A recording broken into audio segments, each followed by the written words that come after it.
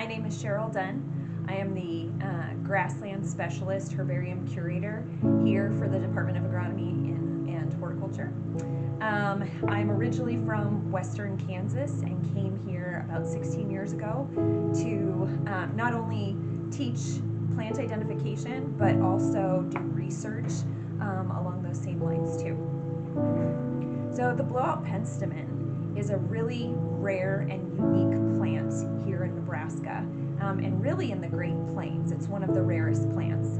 It's our only federally endangered plant here in Nebraska that occurs in the awesome place of the Nebraska Sandhills, the largest stabilized sand dune in the Western Hemisphere, right? It occurs there, and then it occurs also in one other county in Wyoming in the sand dunes. So what is Blowout Penstemon? Essentially, it's a nice, beautiful, short-lived, perennial native plant that really kind of starts its life via seed or via rhizomes, and those rhizomes are these underground material that helps kind of do vegetative reproduction on plants. So it's a really kind of nondescript plant when it first starts germinating, and then it begins to grow, and we get these ultimately multi-stemmed stalks kind of coming off of the plants. And as you can see here, the leaves kind of change from more kind of grass-like to full-on thicker leaves, and we get these lovely stalks of flowers that obviously pressed doesn't have the same beautiful color, but imagine green with these flowers that are milky blue to a lavender. Every now and again we get a white one. And they have this form, this kind of bilabiate form to them that really makes it easy for pollinators to come in. An interesting thing about Blowout Penstemon, it flowers from mid-May to late June. It's one of only 3 penstemons in the world that actually are aromatic, that are fragrant. So many, many years ago, we had students, young elementary school students, come up with ways or like ideas of how they smell, and what was voted on the most was that it smells like white chocolate. So it's a really interesting plant that we have that is fragrant and that grows in that unique ecosystem of the sandhills. So ultimately, as it starts to flower, it will ultimately form a fruiting stalk where we get seeds in here, and then it dries to what it looks like this way. And so seeds are really tough in there. The seeds have an amazing seed coat on them that's really hard.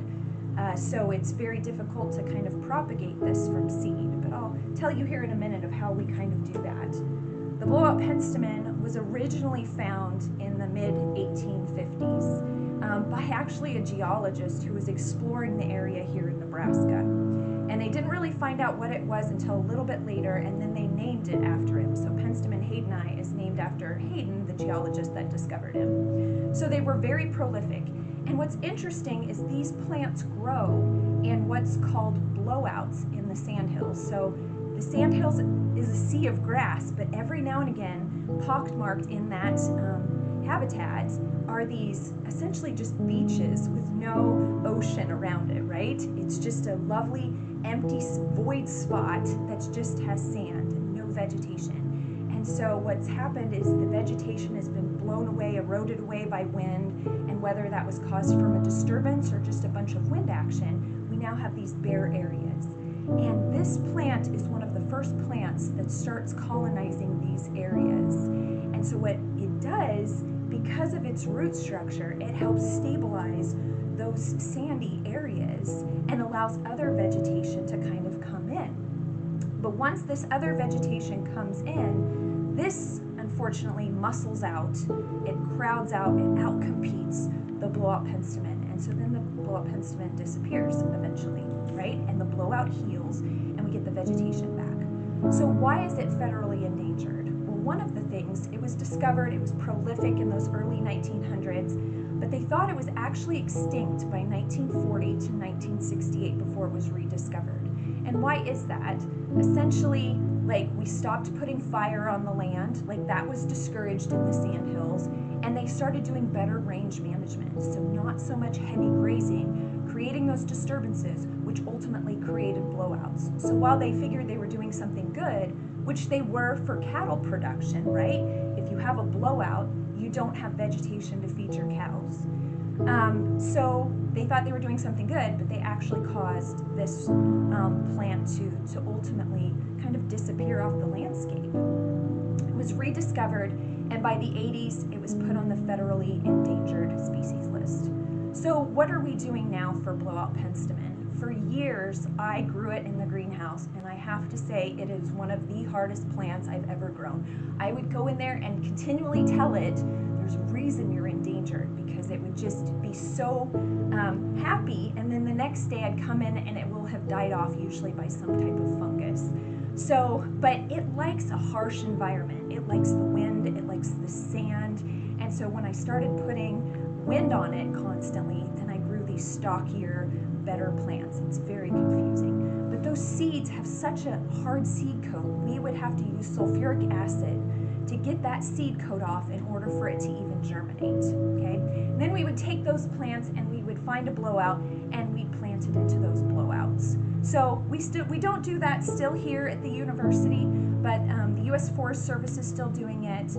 Nebraska Game and Parks is still actively involved in not only preserving those blowouts, but also and marking where they're at and keeping a census of how many blowout penstemons we have, but also kind of helping those U.S. Forest Service people to propagate it as well. So there's still continuing conservation efforts for the blowout penstemon here in Nebraska. The biggest thing I want to say is the blowout penstemon is really indicative of a very unique habitat. And those blowouts, as they heal, as they go through their successional stages, provides a very unique habitat, not only for the plants, but for insects and wildlife too. And I think that needs to be understood. Sometimes you'll go in the Sandhills and you'll see tires in those blowouts. So to stop the sand from blowing, right? Again, it's unfortunate to we're trying to kind of push the system one way or another, but to understand that what's deemed to be somewhat of a problem for management is actually something that's really unique on the landscape and really important.